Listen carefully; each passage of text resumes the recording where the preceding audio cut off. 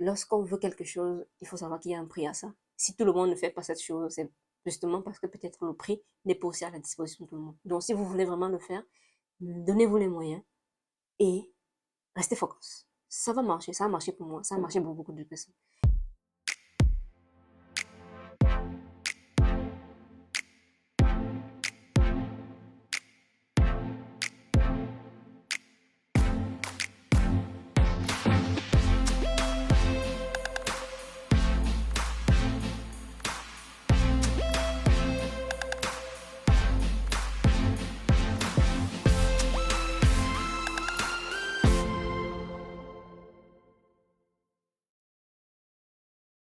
Bonsoir tout le monde, bienvenue sur cette nouvelle vidéo sur Erasmus. Aujourd'hui, on va encore parler de Erasmus.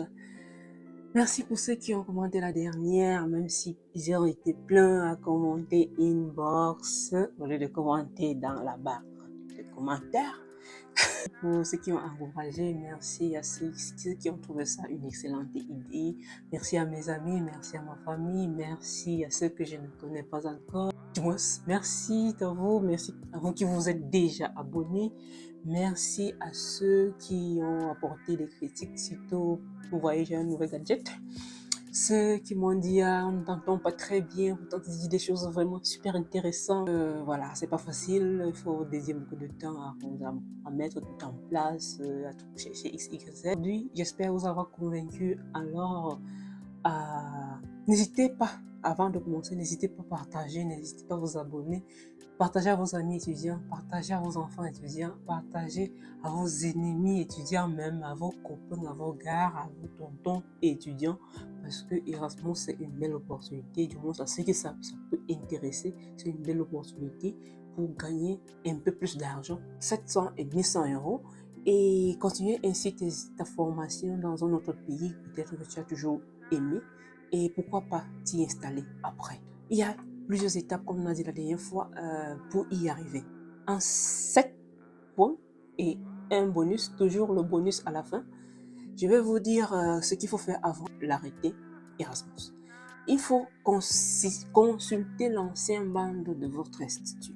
Importantissime de consulter le dernier bande de votre école parce que ça va vous donner les informations, les idées bases pour commencer votre recherche.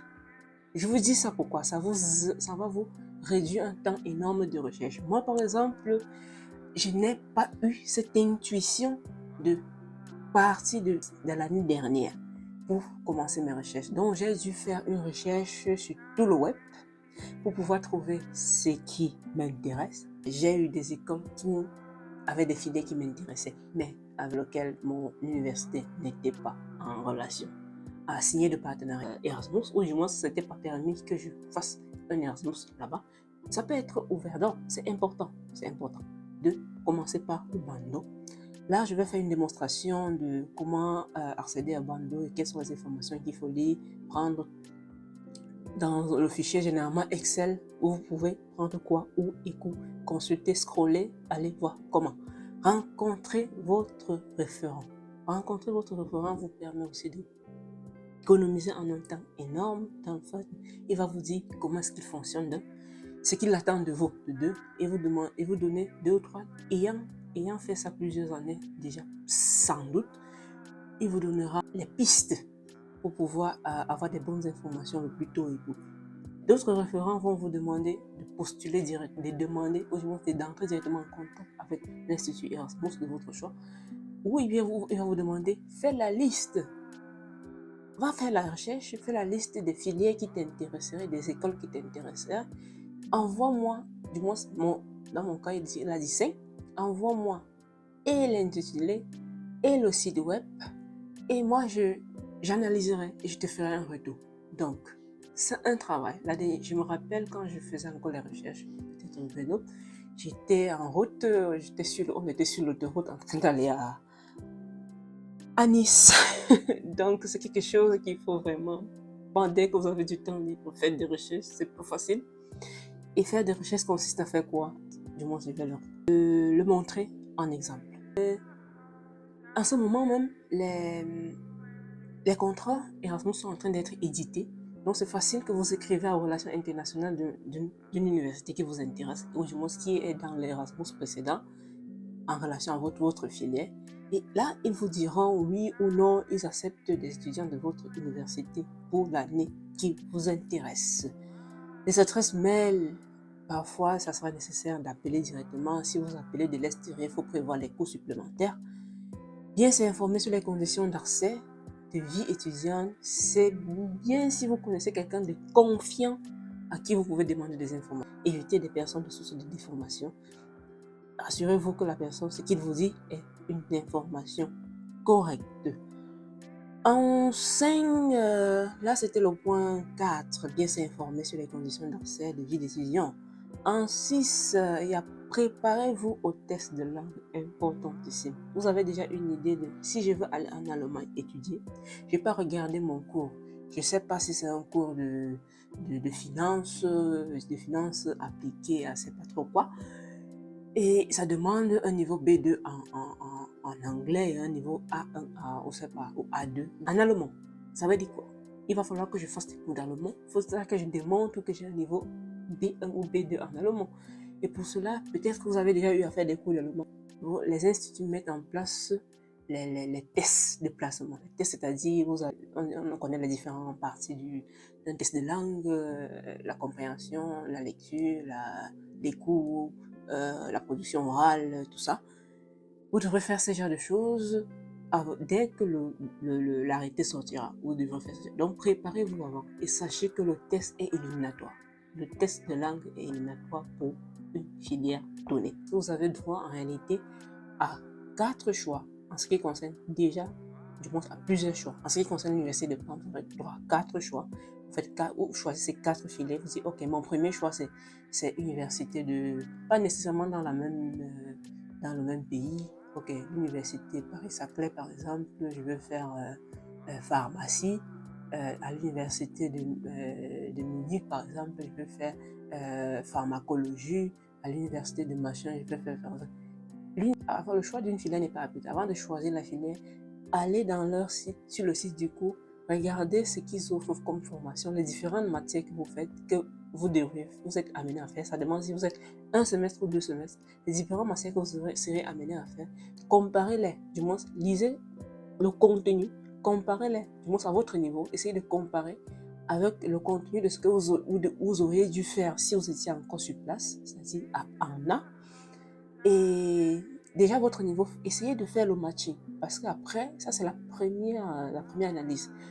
L'autre analyse sera faite par votre référent. En point 6, toujours en point 5, lorsque vous faites ça, en même temps, vous êtes toujours en train de finir vos matières, hein, d'avancer dans votre programme annuel courant. Parce que quoi? Une fois que vous allez en Erasmus, vous ne pouvez pas composer, vous ne pouvez pas faire de matière que vous avez laissé en arrière. Donc faites très attention à ce que pendant l'année, vous couvrez quand même le maximum, surtout si vous êtes étudiant boursier et parmi les critères de votre bourse, entre en jeu les crédits, les CFU, ou bien les ETS pour d'autres personnes, ou bien les critères de mérite. Donc, pour vous assurer que vous avez peut-être quand même un argent en plus de la bourse Erasmus, maintenez votre bourse et cela vous serait aussi utile, je vous le dirai en bonus. En quoi? En point 7, attendez une fois que vous avez donc fait la recherche des universités, de votre filière, vous êtes convaincu que vous voulez vraiment, ça serait vraiment une bonne chose pour vous étudier là-bas.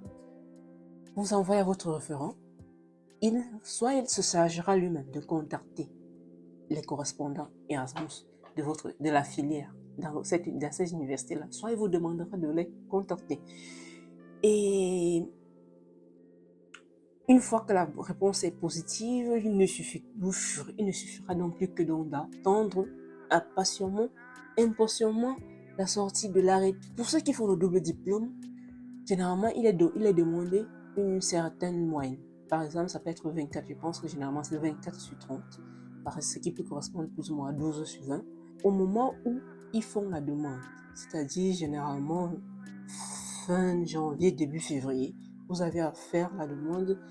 Donc, arrangez-vous à passer bien vos examens quand vous pensez faire un double boulot. Il y en a qui regardent, qui écouteront ceci juste pour être bien plus prévoyants. C'est une bonne chose. Donc, c'est le moment pour maximiser vos chances, c'est le moment pour donner le tout pour le tout. Si vous êtes nombreux à participer, sachez que cela jouera beaucoup. On fera un classement. Et puisque j'ai choisi plusieurs universités, là où j'aurai peut-être le meilleur classement, c'est peut-être là où j'aurai plus de probabilité d'être accepté. À la fin, vous devez postuler et mettre sans doute votre relevé de notes, une lettre de motivation. Je vais vous montrer un exemple de lettre de motivation. Votre lettre de motivation, c'est quoi? La lettre de motivation pour ceux qui, étant étudiants, c'est pas toujours, surtout en Italie, on n'est pas habitué à ces trucs de lettre de motivation. La lettre de motivation, c'est je suis actuellement à ceci, j'aimerais faire ceci parce que c'est quelque chose qui fait la différence entre les candidats. Parce que si on fait la même filière, on a suivi le même cours après, qu'est-ce qui va faire qu'on te prenne toi à part au lieu de l'autre? Montrez l'exemple de lettre de motivation et c'est mieux de le faire lire par notre référent d'abord avant d'envoyer un bonus. Ayez déjà à l'esprit que lorsque vous êtes étranger et vous entrez dans tout pays en tant qu'étranger, vous êtes souvent sujet à une demande de visa. Et cela demande certains prérequis. Justifier votre état économique est commun à tous. Avoir un passeport valide, c'est-à-dire si je veux faire Erasmus pendant 6 mois, je dois me rassurer que pendant ces 6 mois, mon passeport est valide. Ne faites pas comme moi, surtout pas. Je ne le savais pas. J'avais un visa, j'avais un passeport mon passeport normalement doit périmer en mai prochain. Mais j'ai eu à faire la demande en août passé et on ne pouvait pas me donner un visa d'un an. Pourquoi? Parce que le visa d'un an irait de août par exemple à août. Or, avant août, mon passeport serait déjà périmé. Et ils ne conçoivent pas le fait qu'après tu vas renouveler ton passeport. Non. Ça ne les intéresse pas. Un autre justificatif très important, c'est les financements. Sachez que Erasmus vous donne l'attestation pour ceux qui partent, par exemple en France, c'est 300 €. Pour ceux qui partent dans d'autres pays, c'est 250. Dans un autre pays plus cher, c'est 350. Donc le maximum, c'est 350. Donc lorsque vous partez dans des pays comme ça, ils vous donnent. Ça, c'est ce que Erasmus en soi vous donne. 350. Après, on arrive à 700. Mais comment est-ce qu'on arrive à 700? On arrive à 700 parce que l'université en lui-même vous donne une contribution. C'est vrai qu'elle vous la donne à la fin de votre mobilité. Mais les 3 ans d'Erasmus vous sont donnés en 70% au début de votre mobilité. C'est-à-dire quand vous avez déjà déclaré que ok, je suis arrivé. Là, Erasmus vous accrédite. L'autre, le surplus en fait, c'est quoi? C'est que le mieux, pour ceux qui sont en Italie, en France, ça serait la contribution Erasmus. Ça existe aussi. Quand vous remplissez les données dans la plateforme qui gère les données économiques des étudiants, ils vous font remplir avant peut-être, je pense que c'est juin ou mi-juillet. Lorsque vous remplissez, ils vous payent 400 € en fonction, ils vous payent en fonction de votre revenu. Si vous avez un revenu en deçà, je pense que c'est 16 000 € annuel, ils vous donnent 400, vous avez droit à 450 € le mois, fois le nombre de mois que vous passerez à l'extérieur. Et ça, ils vous donnent ça en totalité. Donc, du moment où vous déclarez « je suis arrivé », on vous le donne. Peut-être, quand je dis on vous le donne, c'est peut-être, il faut juste prévoir 2 mois, 3 mois, mais on vous le donne. Mais ça, il ne vous donne pas l'attestation. Du coup, vous n'avez rien pour prouver cela. Donc, ce qui je suggère, vous avez trois possibilités. La première, vous êtes boursier, pensez à réserver votre dernière tranche ou bien réserver progressivement de l'argent dans votre bourse pour compléter ce qui va manquer à la bourse Erasmus pour faire le quota mensuel requis pour avoir le visa dans le pays de destination. Si vous n'êtes pas boursier, ça veut dire que peut-être vous travaillez, vous jobbez, vous faites quelque chose pour survivre, alors faites des économies. Faites des économies durant toute l'année. Du moins, jusqu'à ce que la demande de visa soit imminente. Dernier recours, si vous n'êtes ni boursier, vous n'avez ni les revenus nécessaires, ni de quoi mettre de côté, alors pensez aux amis, à la famille, faites un prêt. C'est quelque chose qui va durer 2 semaines maximum. Dans mon cas, par exemple, ça a duré. Je vais vous dire la vérité, puisque mon séjour était 12 mois, il me fallait prouver avoir suffisamment. Pour la France, c'est 615 €. Donc, Erasmus me donnait 300, du moins l'attestation de 300. Il me manquait combien? Il me manquait 315 € à justifier et le faire fois combien? Fois 12. Imaginez. 12 mois fois 300, je pense que j'étais dans les 4000 € à compléter, à mettre dans mon compte, à avoir dans mon compte. Mais je n'en avais pas cette somme totalement. Du moins, tel que j'avais pensé, les choses ne sont pas allées telles que j'avais pensé. Donc, il a fallu donc que je fasse quoi? Il a fallu que je fasse un prêt. J'avais la moitié. Il a fallu que je fasse un prêt. Et heureusement, merci encore à cette personne qui m'a fait le prêt, parce que tout le monde n'est pas toujours disposé à vous faire un prêt. Et surtout lorsque les délais sont aussi pressants. Dans mon cas, c'était une surprise. Je ne veux pas que ça soit une surprise pour vous. Préparez-vous, justement. Préparez peut-être quelqu'un, ou bien faites vos propres. C'est mieux de faire ses propres économies pour ne déranger personne, parce que la procédure de visa peut prendre plus de temps. Je ne le souhaite pas. Généralement, c'est 1 à 2 semaines, mais ça peut prendre plus de temps. Donc, vraiment, c'est très important. Si vous devez faire un prêt, vous faites un prêt. Vous allez dans votre banque, vous tirez le reçu.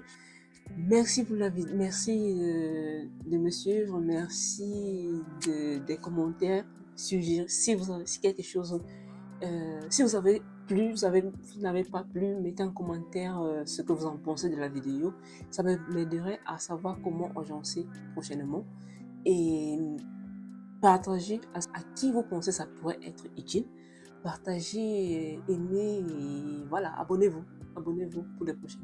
Je répète, tous les dimanches, je vais poster une nouvelle vidéo. Présentement, ça serait plus centré sur Erasmus, mais après, on va peut-être élargir parce que Erasmus n'est pas la seule possibilité pour réussir ses études, bien sûr. Après, on parlera d'autres choses.